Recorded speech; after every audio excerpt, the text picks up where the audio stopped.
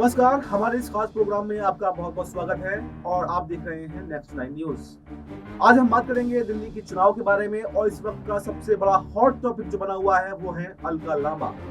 क्योंकि कांग्रेस ने 2 सूचियां अपनी जारी कर दी हैं उम्मीदवारों की, लेकिन उसमें अलका लांबा का नाम नहीं है। और अलका लांबा दिल्ली की कद्दावर नेताओं में से एक है। कांग्रेस की सबसे बड़ी महिला चेहरा अगर दिल्ली के अंदर है तो वो है अलका लांबा। और पिछले चुनावों में भी उन्होंने काफी अच्छा प्रदर्शन किया था, हालांकि उन्हें जीत नहीं मिल पाई थी। लेकिन अलका लांबा को टिकट न देना या उनका कांग्रेस से नाराजगी होना, ये अपने आप में कई सवाल जो है वो खड़े करता है। अब ऐसे में देखा ये जा रहा है क्या कांग्रेस का जो आला कमान है वो अलका लांबा को मनाने में कामयाब रहता है या फिर कामयाब नहीं रहता है। हालांकि सूत्रों के हवाले से खबर ये मिली है कि कांग्रेस जल्द ही अपनी तीसरी सूची जो है वो जारी कर सकती है और जिसमें अलका लांबा को कालकाजी विधानसभा सीट से सीएम आतिशी के खिलाफ उतारा जाएगा। यहाँ तक तो सब ठीक है, लेकिन अभी तक ये देखा गया है कि बीजेपी की तरफ से सभी 70 विधानसभा सीटों पर कोई भी उम्मीदवार का ऐलान अभी तक नहीं किया गया है। आखिर बीजेपी इतना सुस्त क्यों है? या क्या बीजेपी में भय का माहौल है या बीजेपी कोई रणनीति बना रही है जिसके तहत वो उम्मीदवारों का ऐलान करेगी? तो इन सब बातों पर चर्चा करने के लिए मेरे साथ मेरे सहयोगी मनीष जी भी हैं और हम इसे जानना चाहेंगे। इसके अलावा सूत्रों के हवाले से जो इस वक्त की सबसे बड़ी खबर मिली है वो मिली है कि अलका लांबा और सीएम आतिशी के खिलाफ बीजेपी भी कोई नया महिला चेहरा लेकर के आ रही है और उस महिला चेहरे में स्मृति ईरानी का नाम सबसे आगे चल रहा है। जी हाँ, स्मृति ईरानी का नाम। और स्मृति ईरानी वही स्मृति ईरानी जिन्होंने लोकसभा चुनाव में कांग्रेस के कद्दावर नेता राहुल गांधी को 2019 में अमेठी से हरा दिया था। और अमेठी वो सीट है जो गांधी परिवार का, जो कांग्रेस का गढ़ मानी जाती थी। हालांकि इस बार स्मृति ईरानी को वहां से हार का सामना करना पड़ा। तो इसी में ऐसे कयास लगाए जा रहे हैं कि अब स्मृति ईरानी ना तो कोई मंत्री है, ना कोई विधायक है, ना कोई सांसद है, लेकिन बीजेपी का एक बड़ा महिला चेहरा है। तो उस महिला चेहरे पर क्या इन 2 महिलाओं के सामने बीजेपी स्मृति ईरानी को उतारने वाली है? तो इन सब बातों पर हम मनीष से चर्चा करेंगे। मनीष, जैसे कि आपको पता है कि कल का जिस सीट पर आप आतिशी मालेना की जो पक्की सीट है, 2 बार से वो यहाँ पर विधायक भी रह चुकी हैं और इस बार सीएम बनने से उनका रुतबा जो है कहीं ना कहीं पार्टी के अंदर और कालकाजी विधानसभा के लोगों के अंदर कहीं ना कहीं बढ़ गया है जी। और ऐसे में अलका लांबा, कांग्रेस अलका लांबा का यहाँ पर उतारने का प्रयास कर रही है। पहले भी कांग्रेस के आला कमान ने अलका लांबा को यहाँ से उतारने की कोशिश की, लेकिन अलका लांबा ने मना कर दिया था। लेकिन उसके बाद में अब ये कहा जा रहा है कि कांग्रेस के हाईकमान ने अलका लांबा को मना लिया है और जल्द ही 2-3 दिन के अंदर जो है अलका लांबा को यहाँ से चुनावी मैदान में उतार देंगे। लेकिन अब बीजेपी जो जिसने अभी तक कोई पत्ते नहीं बोले हैं, लेकिन सूत्रों के हवाले से खबर जरूर मिली है कि बीजेपी की कद्दावर नेता स्मृति ईरानी जो है इन दोनों महिलाओं के खिलाफ यानी कि अलका लांबा और आतिशी के खिलाफ चुनावी मैदान में उतर सकती हैं।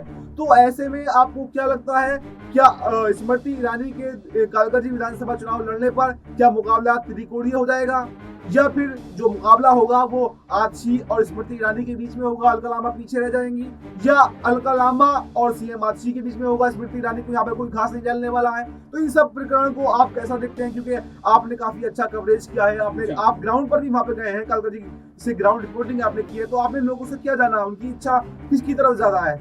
जी बिल्कुल वफा, आपने बहुत अच्छा सवाल किया है। और कालकाजी जो सीट है वो काफी ज्यादा हॉट सीट इस वक्त मानी जा रही है, क्योंकि आतिशी मरलेना 2 बार वहां से विधानसभा चुनाव जीत चुकी हैं। आम आदमी पार्टी की बेहतर लीडर में से एक मानी जाती है, दिल्ली के अंदर मौजूदा मुख्यमंत्री हैं और जिस तरह से उनका राजनीतिक करियर रहा है उसके आधार पर जिस तरह से उनको यहाँ अरविंद केजरीवाल द्वारा सीएम की जिम्मेदारी सौंपना और कालकाजी से एक बार फिर से उनके चेहरे पर दांव खेलना एक बड़ा यहाँ पर फैसला अरविंद केजरीवाल और आम आदमी पार्टी की तरफ से माना जा रहा है। देखिए, जब हम ग्राउंड पर गए तो हमने लोगों से जाना कि आखिर कालकाजी की जनता दिल्ली में इस बार होने वाले चुनाव के अंदर कालकाजी की सीट पर किसको अपना प्रत्याशी, किसको अपना विधायक चुनना चाहती है। तो यहाँ पर ज्यादातर लोगों का जो बहुमत था वो आतिशी मरलेना और आम आदमी पार्टी के पक्ष में ही आता हुआ नजर आया। लेकिन यहाँ पर सबसे बड़ा सवाल है कि जो अभी तक ऐलान प्रत्याशी का नहीं हुआ है, स्मृति ईरानी, क्योंकि ये एकदम चौंकाने वाला फैसला बीजेपी का हो सकता है, क्योंकि अभी तक बीजेपी सारी सीटों को वॉच कर रही है, वेट एंड वॉच वाली स्थिति में बीजेपी है। बीजेपी क्या है, पहले दूसरों के जो है इक्के खुलवा रही है, उनकी जानकारी इकट्ठा कर रही है, फिर उसके बाद में फैसला लेगी कि हमें इनके खिलाफ किसको उतारना चाहिए। तो ऐसे में जो सूत्रों के हवाले से हमारे खबर है स्मृति ईरानी को लेकर, अगर स्मृति ईरानी अगर कलकजी सीट से उतरती हैं जी। तो क्या आतिशी का प्रभाव थोड़ा कम होता हुआ दिखाई देगा? जी बिल्कुल, मैं वही समझा रहा था आपको। देखिए, स्मृति ईरानी का अमेठी में काफ़ी अच्छा दबदबा माना जाता है। अमेठी की सीट से सांसद भी रह चुकी हैं और ऐसे में राहुल गांधी जैसे मजबूत कैंडिडेट और कांग्रेस के इतने बड़े लीडर को हराना कोई छोटी बात तो नहीं होती है। लेकिन देखा जाए तो लोकसभा चुनाव और विधानसभा चुनाव में काफ़ी अंतर माना जाता है। और उत्तर प्रदेश के अंदर जो मुद्दा चलता है, उत्तर प्रदेश और बिहार की अगर हम बात करें तो वो जाति और धर्म का जो मुद्दा है वो ज्यादा चलता है। लेकिन यहाँ पर देखा जाए दिल्ली के अंदर, तो दिल्ली के अंदर विकास के मुद्दे ज्यादा चलते हैं। बिजली पानी की व्यवस्था, लोगों के आने जाने की व्यवस्था, लोगों की तमाम जो रोजमर्रा की चीजें हैं उनकी व्यवस्था, तमाम जो चीजें हैं वो कहीं ना कहीं इन चीजों पर डिपेंड करती हैं। और विधानसभा चुनाव भी इसी आधार पर दिल्ली के अंदर लड़ा जाता है। लेकिन अगर आप स्मृति ईरानी के कालकाजी से भारतीय जनता पार्टी के उम्मीदवार बनने की बात करते हैं तो मैं मानता हूं कि आतिशी के लिहाज से वो इतनी मजबूत कैंडिडेट तो नहीं हो सकती हैं, क्योंकि आतिशी ने दिल्ली के अंदर काफी बेहतर काम किया है, अपना समय दिया है। राजनीति में आने से पहले भी वो काफी बड़े स्तर पर दिल्ली के अंदर काम कर चुकी हैं। तो मैं मानता हूं कि दिल्ली में जो आतिशी की पकड़ है वो शायद स्मृति ईरानी की नहीं है। और स्मृति ईरानी अगर यहाँ पर चुनाव लड़ती हैं तो हो सकता है थोड़ा बहुत वोट बैंक उनकी तरफ खिटक कर जा सकता है, लेकिन पूरी तरह से जीत दर्ज करना कहीं ना कहीं उनके लिए एक दूर की बात मानी जा सकती है। और ऐसे में अगर स्मृति ईरानी यहाँ पर चुनावी मैदान में उतरती है, कालकाजी सीट से अगर भारतीय जनता पार्टी उन पर दाव लगाती है, तो मैं ये मानता हूँ कि बेशक मुकाबला आतिशी और स्मृति ईरानी के बीच हो जाएगा। अलका लांबा शायद थोड़ा पीछे यहाँ पर नजर आएंगी, लेकिन देखा जाए तो वोट बैंक की अगर बात करें तो वोट बैंक जो है वो ज्यादातर जो है कालकाजी सीट पर आतिशी मरलेना के साथ है, आम आदमी पार्टी के साथ है। क्योंकि आम आदमी पार्टी ने दिल्ली में जो 10 साल काम किया है उससे कहीं ना कहीं दिल्ली की जनता प्रभावित होती हुई है नजर आ रही है। और ऐसे में अभी हाल ही में कुछ समय पहले, लेकिन मनीष मैं आपको यहीं से दूसरा सवाल लेना चाहूंगा जी। इस वक्त आतिशी को लेकर एक सवाल और भी आ रहा है, और वो सवाल ये है कि आतिशी सीएम तो जरूर हैं जी, लेकिन कहीं ना कहीं वो चाबी का गुड्डे की तरह काम कर रही हैं, कहीं ना कहीं अरविंद केजरीवाल के इशारों पर काम कर रही हैं। इसलिए कहीं ना कहीं जो सीएम आतिशी की जो वो होता है, चेहरा होता है, एक जो प्रतिष्ठा होती है, उस पर कहीं ना कहीं दाग लग गया है। और वो दाग ये है कि आप सीएम होने के बावजूद आपकी उतनी नहीं चलती पार्टी के अंदर, चाहे कोई भी योजनाएं हो, चाहे कोई भी बड़े ऐलान हो, तो सीएम आतिशी नहीं करती बल्कि केजरीवाल करते हैं। तो क्या इसका नुकसान सीएम आतिशी को हो सकता है? जी बिल्कुल। देखिए, यहाँ पर नुकसान की अगर बात करें तो मैं नहीं मानता इन चीजों का नुकसान हो सकता है, क्योंकि देखा जाए तो आतिशी सीएम के तौर पर एक अभी फ्रेश चेहरा है, फ्रेश फेस है, और उनको इतनी ज्यादा इस बात की नॉलेज अभी शायद नहीं है कि सीएम के चेहरे का जो प्रभाव होता है वो जनता के बीच किस तरह होता है। शायद यही वजह है कि अरविंद केजरीवाल द्वारा उनको गाइड किया जा रहा है, या यूं कहें कि आम आदमी पार्टी के बड़े चेहरों के द्वारा उनको गाइड किया जा रहा है। और गाइड करना लाजमी, अगर गाइड नहीं करेंगे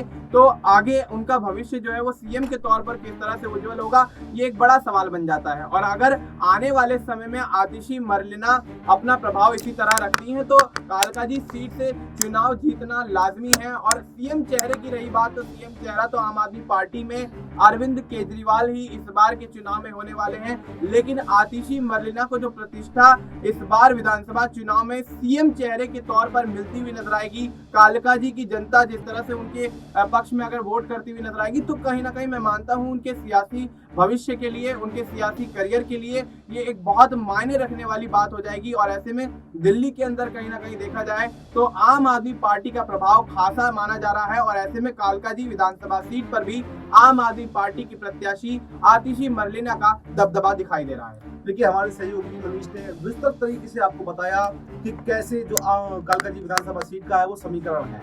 कहीं यानी स्मृति ईरानी के उतरने से भी, अलका लांबा के उतरने से भी सीएम आतिशी को जीतने से कोई नहीं रोक सकता, क्योंकि मनीष ने ग्राउंड रिपोर्टिंग की है। मनीष ने वहां लोगों से जाना है कि कैसे उनके लोगों की जो परेशानियां हैं उनको सीएम आतिशी ने पिछले 10 सालों में सुलझाने का प्रयास किया है। और भी अगर कुछ परेशानी बची हुई है तो आगे भी जो लोगों में उन्होंने भरोसा दिखाया है, जो काम करके उन्होंने भरोसा जताया है, तो उनका लोगों का भरोसा उन पर इतना ज्यादा है कि इस बार भी उनको जीत से कोई नहीं रोकने वाला है। लेकिन मुकाबला देखने वाला दिलचस्प जरूर होगा, क्योंकि स्मृति ईरानी यहाँ पर एक नया चेहरा दिल्ली में पहली बार चुनाव लड़ने के लिए आने वाली हैं। तो ये काफी दिलचस्प मुकाबला होगा, क्योंकि क्योंकि तीनों ही पार्टी के अगर देखा जाए तो कद्दावर नेता जो है इस मैदान में है। आम आदमी पार्टी से आतिशी हो गई, कांग्रेस की कद्दावर नेता अलका लांबा हो गई, तो वहीं पर जो बीजेपी की कद्दावर नेता है वो स्मृति ईरानी है। अगर तीनों ही ये मैदान में आते हैं तो जरूर मामला बहुत दिलचस्प होने वाला है और नतीजे ही आपको बताएंगे कि सीएम आतिशी का प्रभाव जो है वो बढ़ा है या फिर